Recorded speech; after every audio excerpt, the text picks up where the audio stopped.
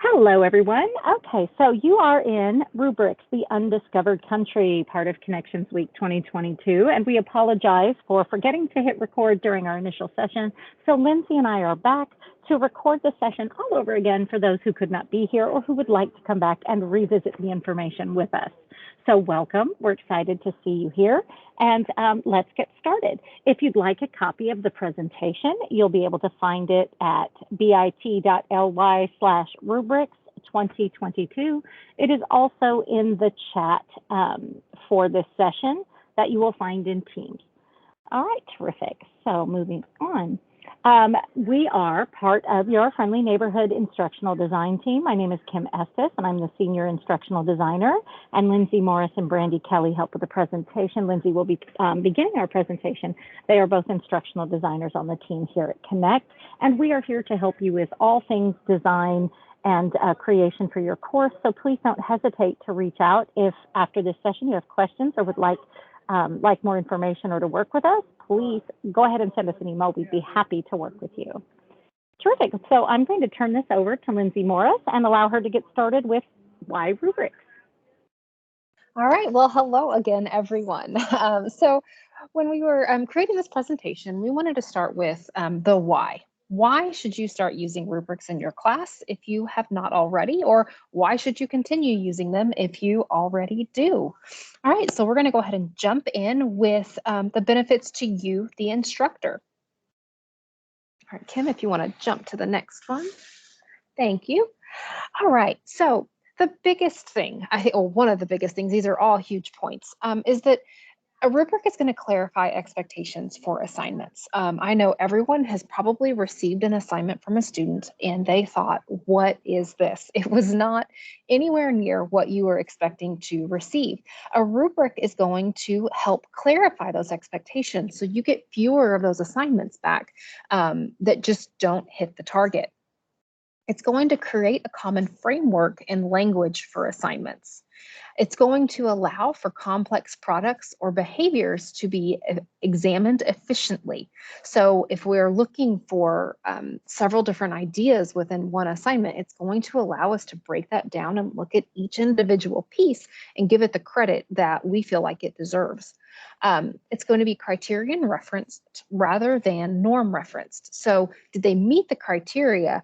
Instead of how well did they do compared to other students? I know that I have found myself doing that before. You get one really great assignment and then you grade the next assignment and there's absolutely nothing wrong with it. It does everything that you want it to do, but it doesn't quite hit it as well as the other students. So it takes away some of that, that bias in our grading that we don't necessarily realize that we have, which goes right into the next point. It's more consistent grading.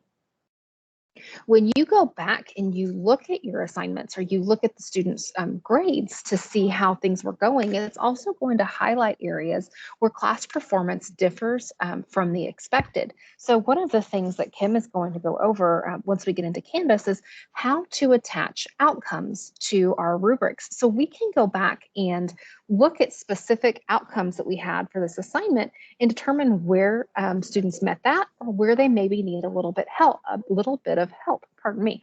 Then we can go back and we can adjust our instruction if we feel like maybe that's why they didn't hit that rubric point. Rubrics are also going to save time. We're gonna show you that as well in Canvas. So we have all of these expectations set out from the beginning so we can go through. It's very easy to look for the things that we're looking for and have all of those assignments graded. Another great thing is that when we create rubrics within Canvas, we're able to share those with team members. So if we're teaching the same class, we're able to go back through and share rubrics. So when I grade this required paper, my students are judged by the same criteria as your students. So it's really great for, like we said, consistency, not only across my students, but amongst the department as a whole. All right, Kim. All right, so benefits for the student. This ties back into those instructor benefits. Students are going to understand the expectations of the assignment. So like I said, you're getting fewer assignments that miss the target because students understand exactly what you want from them. They're also able to see the connection between the assignments and the objectives. So when students understand how the assignment ties back to the main goal, they're going to be more willing to put in that extra effort. They see the connection, they understand why they're doing it. They're also able to use the rubric as a self-assessment prior to turning it in. So if I, the student, am sitting with my final product in front of me, I can pull up a rubric and I can go through and I can give myself a grade and decide before I even turn it into you whether or not I need to go back and tweak some things. It's also going to help students improve their performance by integrating feedback into the assignments. So as we go through and we look at the rubrics within Canvas, you're able to give feedback for every performance criteria or for the assignment as a whole. So you can really dive in and give very specific feedback for multiple parts of the assignment. All right, Kim. Okay, so should you use a rubric? I'm just going to read these 3 questions off the slide. Is the assignment complex with multiple components? Is it an assignment in which you're evaluating the quality of the work rather than providing an objective score? Or could students perform at different levels on different aspects of the work, making the entire thing difficult to evaluate? So if you answered yes to any of those questions, a rubric might be helpful. So now we're going to take a look at writing great rubrics. So before we can write a great rubric, though, we have to understand the 2 different types of rubrics. So we're going to take a look at analytic and holistic rubrics. All right, we can go ahead. Thank you. So analytic rubrics. When I say rubric, this is what pops in my mind when you're thinking about just like a general close your eyes, envision a rubric. This is typically what you're going to see. On an analytic rubric, the criteria is usually listed down the left column with descriptions of the levels of achievement across the rows for each criteria. So you've got the criteria on the left column and the descriptions go across. An analytic rubric presents a description of each level of achievement for each criteria and provides separate score for each criteria. So you're breaking it down. Every level of achievement is going to have a score that you select. So this is how you're determining the points level for them. The advantages are that it provides a more detailed feedback on student performance, and scoring is consistent across students and raters. That's what we were talking about within your own class and from class to class. The disadvantages is that this rubric can be more time-consuming than a holistic rubric. You want to use this type of rubric, though, an analytic rubric, when you're trying to pinpoint strengths and weaknesses in specific areas, and you want to provide detailed feedback. So this is going to work really well on those complex assignments, like we said, where you're pulling in different things that make up this whole assignment. So you can see on the left there, you've got the performance criteria in orange. Those are the specific things that we're looking for within this assignment. That little teal bar across the top, the performance levels are the levels at which a student can complete it. So we have adequate, competent, good, and excellent. And then below that in the yellow box is what specifically gives that performance level. So I can look at this, I can read the student's assignment and I can determine, okay, this meets the good criteria. I know it doesn't meet excellent because, and then I know that it's more than competent because, and I can pinpoint that and work my way through the entire rubric. And then like we said, you can give that feedback specifically in Canvas as well. So the other type of rubric is going to be a holistic rubric.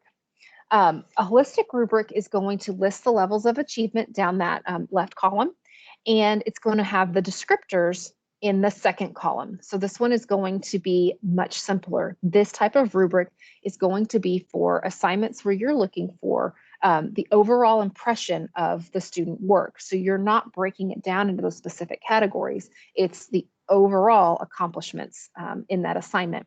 So the advantage here is that it's going to be very quick scoring. It provides the overview, like we said, and it's efficient for very large group scoring. The disadvantage is that it doesn't provide that same detailed information. It's not diagnostic, and it might be difficult for scorers to decide on an overall score. And we'll take a look at why that is on the next slide. So you want to use this when you just need a quick snapshot of achievement and you're looking for a single dimension. So looking at the example, you can see you've got the score on that left-hand side. It's broken down into 4 different levels, and the criteria on the right-hand side. So there's a lot more within each criteria level here. So I'm not going through and picking this apart separately. I'm not looking at just this thesis statement. I'm not looking at the mechanics of the writing. I'm looking at all of it overall. So less specific feedback for a student, a little harder for them to go back and critique their own work. You'll notice here on the side that we've got the score broken down into percentages. If you're grading on a point scale, so for example, 20 points, you can create your rubrics that way as well. It doesn't have to be based on percentages. So now Kim's going to go into how do we write a great rubric, and she's going to show you how we do this in Canvas. Terrific. Thank you, Lindsay. Okay, so step 1 was deciding which type of rubric you want to use, the analytic or the holistic, and Lindsay did a great job going over all of those, the kind of the difference between the two. So now what I'm going to do, I'm going to move forward using the analytic rubric as my example, because that is generally the one that we tend to gravitate towards more in education, because it does provide such specific feedback, and it does allow us to hit multiple objectives of an assignment at once. So just know that everything that I'm talking about is in reference to an analytic rubric, but you can also apply these appropriate pieces to the holistic version of the rubric. So step 1, analytic or holistic. I've chosen analytic. Step 2, identify what you want to assess. These are that area that was highlighted. And if you look at the image on the screen right here in orange, your performance criteria. So your performance criteria are the left-hand column items that indicate what content or skills that are being assessed. So you want to kind of ask yourself the following: what is it that I'm trying to grade? What am I looking for? What mastery am I looking for? How will the students demonstrate this? So it's really important here. This is very important where verbiage comes into play here and in the performance descriptors. So making sure that you're very clear about the types of things you're going over. These are generally more topic areas, for example, thesis statement or citations or mechanics. But you still want to be very careful that you are grading items that are relevant to the assignment. What characteristics represent great work and acceptable work? Limit the characteristics to the most important to the learning. Sometimes, I'm an English teacher, I'm a little verbose, I go a little overboard, and I wind up with a rubric that has 97 items in it. That's not really going to help you speed up your grading, and that kind of feedback may become overwhelming to a student. So what you really want to look at when you are grading with a rubric are those items that are most important to the learning, those items that most reflect whether or not the student has mastered the content or skill. So make sure that you're limiting your criteria to those items. Everyone feels like, oh, I've made them do a PowerPoint presentation. I've got to not only do the content, but I have to do the colors and the graphics. Okay, what are you grading on? What is the demonstration of mastery of the skill? And then stick to those. Use course or module objectives to align your rubric. So if you have module objectives, in this module, we will cover A, B, C, and D. You can actually use those in your rubric and use that verbiage in your rubric to show students how this paper that I'm writing, this research paper, aligns to my module objectives or course objectives here, here, here, and here. And I'm being graded on whether or not I've mastered those objectives here, here, here, and here. So again, keep that in mind, that alignment with course and module objectives can be used in that rubric. And then I am a really big fan of the 80-20 rule, and sometimes I do 85-15, and that is that 80% of your rubric should be the important learning objectives, if not more, like that 85-15. The other 20% can be mechanics, formatting. You need to make sure that you are grading mastery and not compliance. I want 1-inch margins. I want Times New Roman font. I want this, that, but I don't want to flunk a student for using like Calibri font instead of Times New Roman font. Do you know what I mean? If the rest of their content is spot on, they've obviously gotten the skill, the content that I'm looking for. They messed up on the formatting. And that shouldn't cost them an entire grade. I know some people who grade rubrics on 50-50, 50% content, 50% formatting. That also means I can write a really crummy paper, but be really, really good at my formatting. And I haven't mastered the skills that you said were important. at the level I needed to, but I'm still going to pass because I know how to use punctuation. So it's really important that the majority of your rubric points are on the learning, not the compliance. So that's a really big deal to think about when you're looking at your performance criteria. So once I've decided what my criteria are, it's time to identify the level of mastery or the grading scale that I'm going to use on my rubric. And if you look at the image here, you'll see it's that teal colored section across the top, that excellent, competent, good, acceptable, poor, whatever you're using there. So when you're choosing your performance levels, you need to decide how you're going to rate them. Am I using points, 1, 2, 3, 4, or 10 to 15 points, 20 to 35 points, or a percentage? Am I using a set number or am I doing a range? Am I using labels like excellent, acceptable, or poor? Be sure, however, if you do use labels, that you address how you will attach a grade for those labels. Unless, of course, you're using the rubric just without points, just to give students feedback. For example, if I'm doing a rough draft, I may take the points off and just tell them where they scored using the labels so they can make corrections before I give them a number grade for that. One important thing that you really want to address is to avoid odd number of performance levels. And you'll see that on a lot of the documentation about performance levels, it says you need about 3 to 5. And we really recommend 4. And here's why. When you have an odd number that allows for a middle section, that middle of the road rubric becomes a catch-all. For all of those students, you're not really committed or sure about which way they should fall. Are they a little under par? Are they a little over par? And so instead of having to agonize or go in more depth into our grading and our reflection on the student work, we may dump them in the middle and move on. Right? And so we want to avoid that catch-all. When you're doing surveys of your students in class, stop giving them a middle option. You'll start to notice that they start to show you where their true leaning is if you get rid of that safe middle ground where they don't have to worry about hurting feelings or they don't really have to invest in actually reading the criteria to give you feedback. So we recommend 4 levels. And make sure that when you're completing the Canvas rubric, and I will show you this when I do a demo for you in Canvas, that you're checking off the point ranges so that you can give a range of points if that's what you want to do. That is a checkbox in Canvas that you do have to hit. So you want to make sure that you do that. And like I said, we'll show you that in a moment. So once you've decided on your performance levels, what they're going to be, points, percentages, labels, and you've looked at how many of these do I need to be relevant, and can I keep it within an even number, 2, 4, if necessary 6, but you're really pushing the margin there with 6, that becomes a very large rubric with your criterion and can be overwhelming for both you and the student. 4 seems to be a really nice range, although sometimes it's not possible to get it done in 4. 4 is a good place to start. Okay, so we have decided what type of rubric, we have chosen our criteria, we have chosen our rating levels or our levels of mastery, our performance levels. So now we come to the meat and potatoes of the rubric. Step 4, identifying the characteristics to be rated.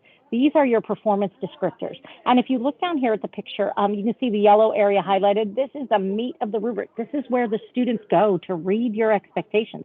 What do I have to do to get that higher score? What did he scored me as a 3. What does that even mean? Let me read that description again because that's where I am.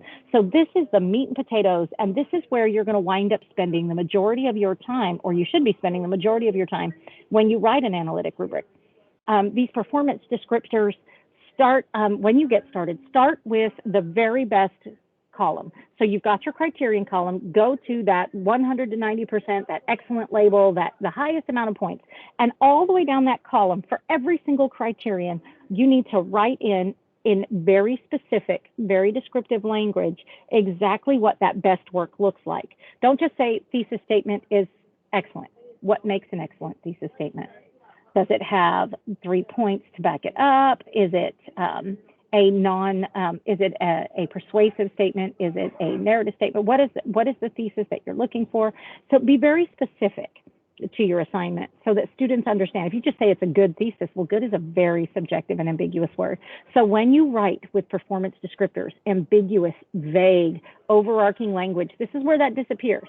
That was for your criterion and your levels. Now we've got to drill down and say, this is what a good paper looks like. This is what a good project, a good lab, this is what that looks like. Here is my explicit language of what I'm explicitly looking for. You're not giving them answers. You're saying, I'm looking for a thesis statement that does this, this, and this. I'm looking for a lab that contains this, this, and this at this level to earn this grade. So you go all the way down that really good column. Then you skip over the middle and you go all the way to the lowest level of your rubric and you fill that in. What does the lowest level look like? Okay, don't start at one end and work your way across the row. Start at the high end, then finish the low end. Now you have your bookends for you to divide up the rubric performance descriptors for the remaining columns. And the reason that you want to do this is we have a really bad tendency to go really high and right when we're doing our good column. And then if we keep moving, we fall off incrementally and we fall off incrementally. And then we get to, oh my gosh, I'm at the end of my rubric and I need this to be the lowest. So we drop dramatically in our performance descriptors. And we have such a huge drop in grading based on the fact that we ran out of our row and we didn't plan ahead with the two bookends. When you do your highest and your lowest, that leaves you the room in the middle and you can kind of see that visual bookend so that you divide the rest of your point divisions up and the rest of your expectations up evenly and appropriately.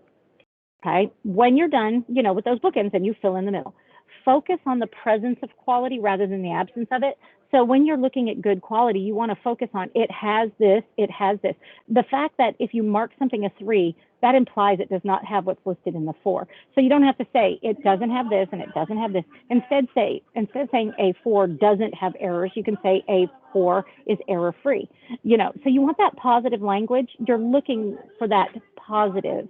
You're looking for the presence of the expected work rather than counting on the absence of it.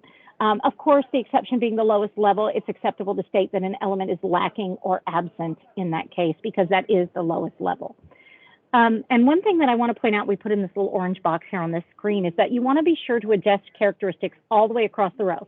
Don't add something in or omit something along the row. So if I have my excellent work characteristics for a thesis statement and I have my lowest level of a thesis statement, every cell along that row should address those same characteristics. So if I say a good thesis statement is a well-written thesis statement has a specific and identifiable side or point or position, then I need to address that along all 4 levels of mastery along my row, from highest to lowest. I don't just omit mentioning the position statement in my thesis just because in a level 2 it's not there. Well, then I need to address the fact that it is weak, ambiguous, or lacking.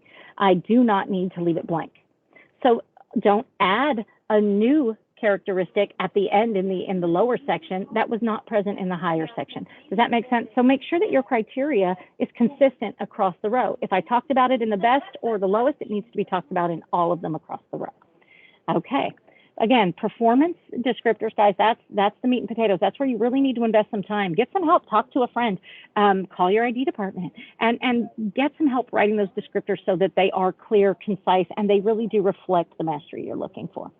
So once you've done all of that, you've got your rubric written, it's time to review, implement, reflect, revise, and share. So let's talk about reviewing it. This is a great little yes-no checklist that you can run through when you're creating a rubric that helps you with determining if your performance levels meet your expectations, if your criteria is correct, and if your performance level descriptors, those cells in the middle, are meeting these basic level criteria here. So we have a rubric for reviewing your rubric, right? If you click in the box, we have shared this presentation and I'll go back to the first slide at the very end and show you that link again. But you can click here to download a PDF copy of this rubric to kind of review your rubric to make sure you're not missing anything and to remind you of the important pieces that you want to include in your rubric. Once you've reviewed it, and ask a friend to look at it. And I highly recommend that you ask a friend outside of your content area. Sometimes we kind of gravitate towards those who teach what we teach because they understand what we're going for. Well, when you're looking at a rubric, that can sometimes be a detriment because they will fill in content knowledge that may not be present in the rubric. And so they, oh, I get what you mean. Well, but a student might not get what you mean because they don't have those years of experience in the content area. So what you might want to do is ask someone in a different content area to look at it with fresh eyes as someone who's coming in who is not a content area expert, who then can point out areas that might be confusing or ambiguous or vague and ask for clarification, because if they're asking, your students may be asking. And so it's really great to get that fresh perspective to look at your rubric before you hand it to your students. Once you've asked your peers to look at it, implement the rubric in your course, attach it to an assignment, a discussion, or a quiz, and run that sucker. When you're done, there are some questions you want to ask your students and yourself. Ask your students to give you feedback regarding the clarity of expectations in that rubric. You can do a really quick little quiz for a couple of extra credit points and ask them for feedback. Did the rubric help you understand the assignment? Were you able to understand what was expected of you and the level of quality expected of you? And then give them a place to give you other feedback. That way, the students, who are the audience for this rubric in the first place. I mean, I know it helps the instructor for grading, but really the person reading it to make sure they deliver what you're asking for is the student. Not getting their feedback sort of cuts the audience right out of the rubric. And if you get that feedback, you can tweak it for your audience to make sure that it is more applicable and more clear. Then assess the quality of the submissions that were turned into you. If you've taught the course before, compare the quality of the work you got with your rubric compared to the quality of work you had gotten previously without using a rubric. Is the quality better? Are parts of it better but not other parts? Where are students still weak? Was that if they have a weak area on the rubric, is it because of the instruction in that area? Is it because of the rubric expectations are not clear or ambiguous? Is it because they just didn't get it and you need to figure out a way to make that happen for your students so they get that mastery level of learning? And then finally, ask yourself, did it improve the grading experience and the feedback that you're able to give to students? So from your standpoint, was your grading faster? And keep in mind that when you're new to rubrics and you're new to the system, the technology involved in Canvas rubrics, it may take you a little longer, but once you get past that point and you're comfortable with it, it can speed up grading significantly. Do you feel like the quality of feedback you were able to give to students was more on point? That sort of thing. So those are the 3 questions you really want to talk about when you're reflecting after you have implemented. Then don't just do all of that and then do nothing. Use the information, use the student feedback, look at the quality of submissions, ask yourself about your grading experience as an instructor, and use that information and that data to revise your rubric and then re-implement it. So do it again. Teach another class with that rubric now that you've tweaked it, and pay special attention to the weaknesses in one, the differences, the complaints, the things that needed to be tweaked. Are they better this time? And then when you've got that rubric fine-tuned, share it with your peers. There is no reason why a great rubric shouldn't be shared along a team of, we're all here at Connect, all of us are smarter than one of us. So when we create a useful tool, it really behooves us to share that out. When we share rubrics across courses like that, we lend ourselves to more consistent grading across a course so that it doesn't vary wildly. If you want to see an example of very wildly, go read Rate My Professor and look at professors at Connect across the same content area. We get all of these very different feedback responses from students because we're humans and we do things differently. But when we have these already stated and effective guidelines for grading, we get a little more consistency across courses so that it doesn't matter if I took Miss Morris or you took Miss Estes, we were graded at the same level and we were graded on the same learning mastery. And that makes for really consistent course expectations for students and for faculty. Okay, so make sure you're sharing. And then this part is my favorite, and it's so amazing to me that so many people don't think about this. As you implement, revise, and re-implement the rubric, start collecting examples. Do's and don'ts, good examples and bad examples from every spectrum of your performance descriptors. So that yellow section of the rubric, when you come across somebody who's done, for example, the research paper, and the thesis section is a perfect example of my rubric on whatever phase, 1, 2, 3, or 4. Take a quick screenshot, dump that in a folder, name it whatever you need to name it to help you find it again. But then consider sharing those with students who are really struggling. It really helps a student to visualize and understand your expectations when you have an example of what that looks like in your rubric. So you could even throw them together with your, a line from your rubric. So here's what an excellent thesis statement looks like, and give them an example. You can ask the students permission to use their thesis statement as an example. And then you can have another student say, hey, you weren't quite there. This is what you need to do to fix it, but I'd like to use yours as an example. Is that okay?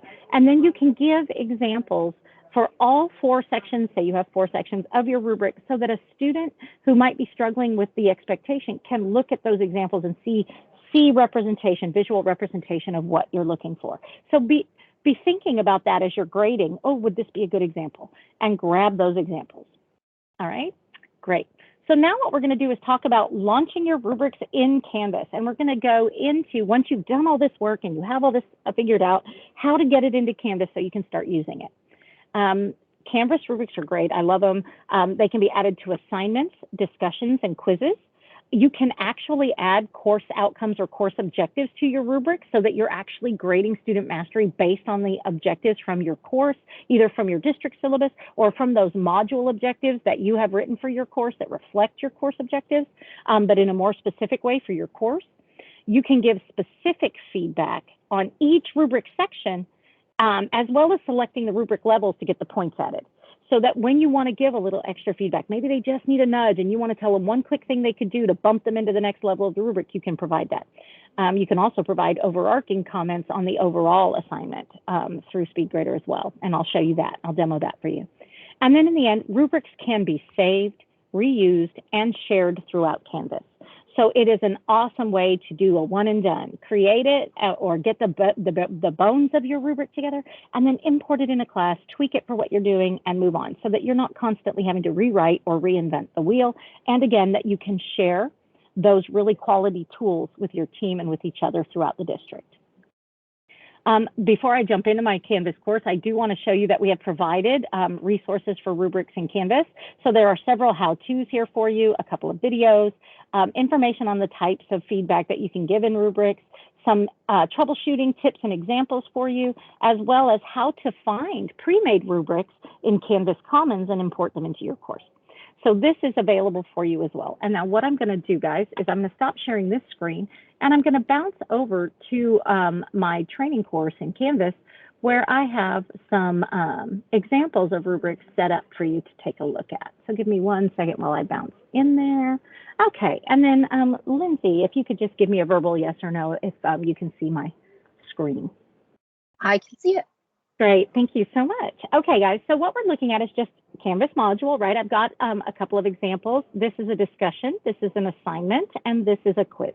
And you can tell by the icons, if those of you have not caught on to that in Canvas yet, the icon will tell you what type of item these things are. So I'm going to go into my discussion. I already created a discussion question. I've created a rubric for the standard collegiate discussion question. Please respond and reply to 2 of your classmates. You know, the one that everybody loves to do, right? All your students' favorites. So I have created one of those as a discussion in Canvas. It is graded. It's worth 15 points. And you can see I've got my goals of the discussion, my initial post prompts, the replies to peers, and how they're going to grade it. And I've already attached the rubric. I also have some additional resources if they don't know how to use a rubric or do anything on the graded assignment. By the way, I have shared this entire assignment with the rubric attached in Canvas Commons, and I have put the link in our Teams chat for this presentation. So you can go and download this exact example. And what's nice about it is you get the lovely how to see the rubric and all these wonderful resources already there for your students. And you can, of course, change the prompt and the content, but it also has the rubric attached that I'm about to show you. And so you'll now be able to use that rubric in any class that you have once you import this into one of your Canvas courses. Or your sandbox, if you have a sandbox. So in order for students to see a rubric attached to a discussion, they click the 3 dots and they click Show Rubric. It will then show them this rubric is set up, discussion post with 2 responses. So there are points for the original post, response 1 and response 2, which are identical, but these are what I'm expecting from your responses. And then we have an item called Contribution to the Learning Community. And here I'm trying to get my students to understand that, yeah, dude, gnarly post is not a good way to keep the conversation going. I'm looking for creativity in responses. I'm looking for them asking questions, posting meaningful dialogue, trying to motivate their classmates to keep the discussion going. And so I've included a part of that contributing to the learning community. And then I have mechanics because I'm an English teacher and by gosh, we're going to use proper grammar and spelling and punctuation. And that all totals up to this 15 points. You can edit this, of course, as the instructor and change the point values. If you want this to be worth 100 points, you can change the point values to whatever you like. But that's how students will see your rubric in a discussion. In an assignment, or a quiz, is posted at the bottom, but in a discussion, they do have to hit those 3 dots. So Kim, you've got this attached. What does this look like when I'm grading a discussion? Well, let me show you.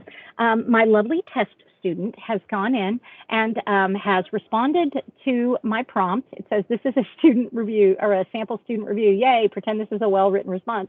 And then he's also replied to 1 classmate. Now, because I asked him to reply to 2, I already know he's not meeting criteria. You can see I've been in here and I've graded this during our first session. So what I'm going to do is click View Rubric again. what's really great when you use a rubric is that it will allow you to come back and change it. So if you allow resubmission, you can come in and regrade. What if you allow them to do an original post on Wednesday and they must respond to someone by Saturday? You can come in on Wednesday and grade everyone's original post and then come back and then add the grading on their responses after the fact. So you can reuse the rubric, change the rubric, do the rubric, and it will update the grade book as you grade. So that's a really nice feature. So here's my rubric. And for those of you that don't realize that, in SpeedGrader, this bar does move so that you can set this up so you can see what you're doing. So then what I do is I can come in, I can read the original and say, oh, that's a really excellent post. I can also, over here, let me show you one that doesn't have a comment. If I give someone a score, but I want to give them feedback, there's this little comment post or comment bubble. And I can click on that and leave specific comment for this particular set of performance descriptors. So I can say, you will get full points if you do something else. Okay. Let's get the idea. This would actually be very wise and wonderful advice from their faculty facilitator here. But in the meantime, I'm going to type some stuff, right?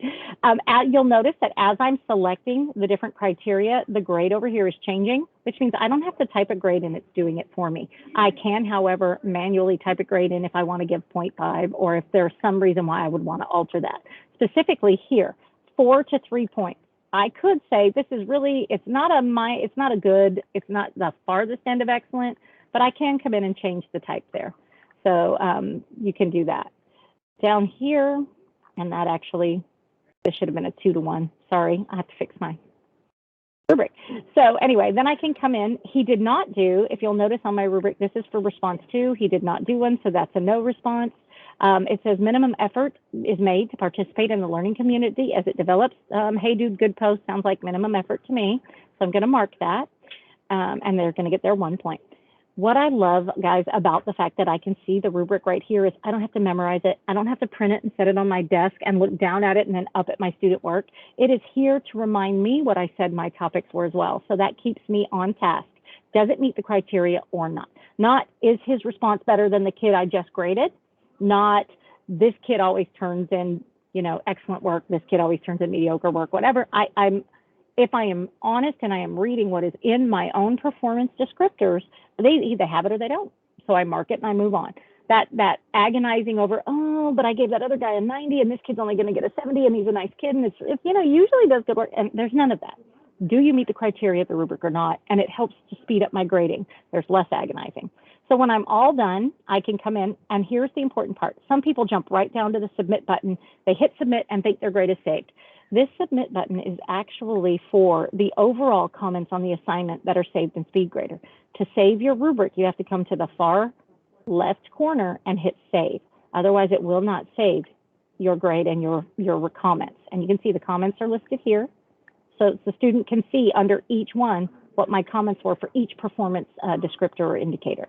Now, if I still want to do an overarching comment about the overall assignment, I can type it here.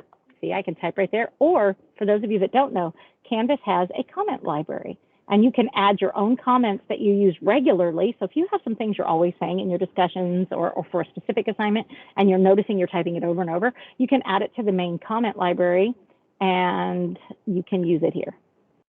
There we go. I just used one of my science ones, and you can tack that on. You can also still use this to add a file attachment, record a video, or an audio comment overall as well. So if I wanted to make a comment for the overall, I still have that ability while still being able to comment on each individual performance indicator.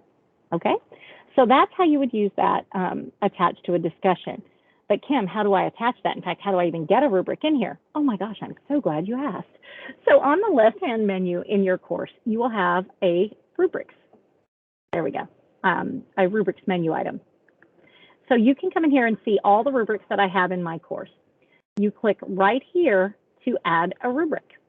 You give the name, the rubric a title, pizza making, okay? And then here are your criteria, your rating, which are your performance levels, and then how many points.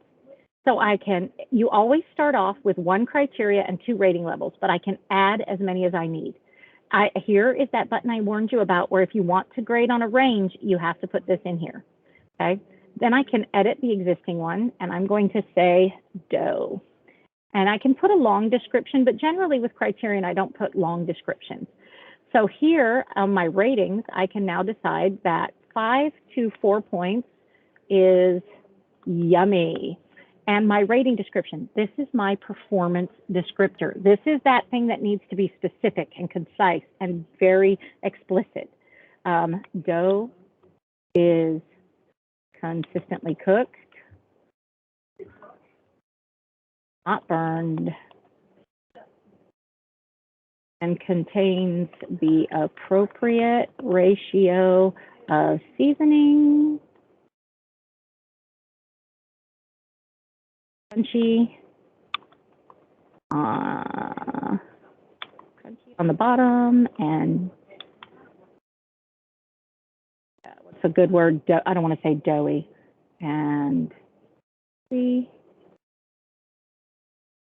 at the crust. Okay, so whatever your ultimate pizza making dough, there you go. Then I can, if I need to add another criteria for my dough, my next level, I can click on there, add another one. So this will be 3 to 3. And this can be nom nom, nom. Not as good as yummy, but it's good. And then I would write my performance indicator. Dough maybe inconsistently cooked throughout,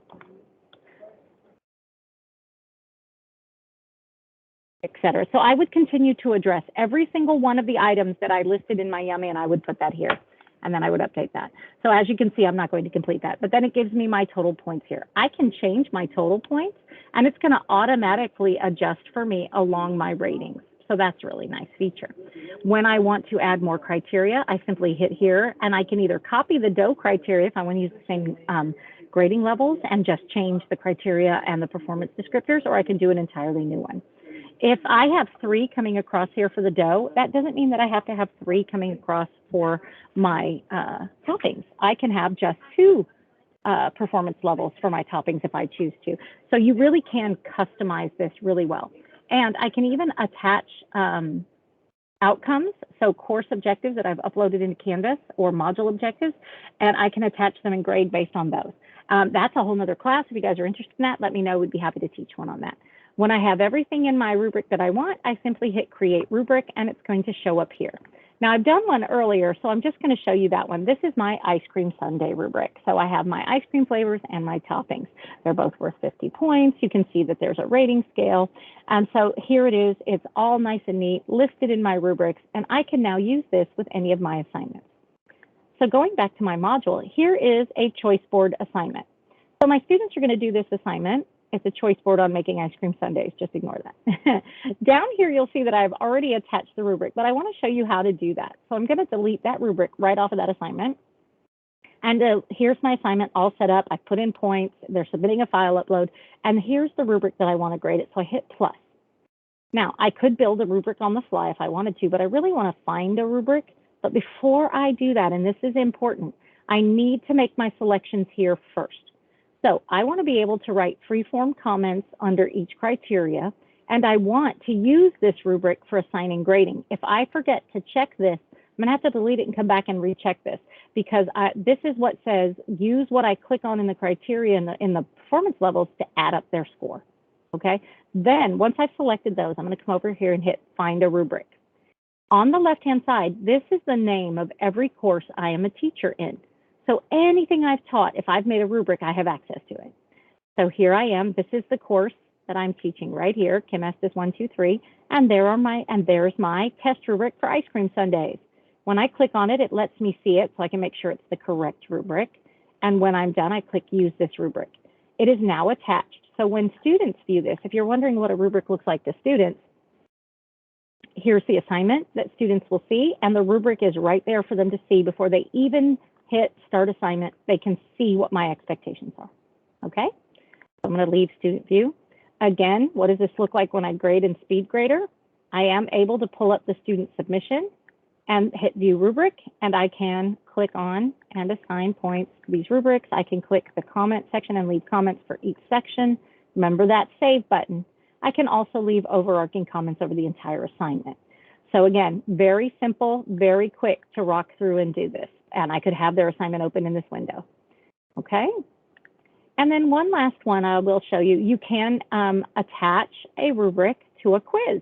So let's say you have a quiz that has some short answers, some matching, some multiple choice, but you want to do an essay question, or maybe you want them to have to upload a file, which is their lab report, or you want them to solve an equation or explain the steps of solving an equation, and you want to use a rubric to make sure that they were clear and explained the process correctly.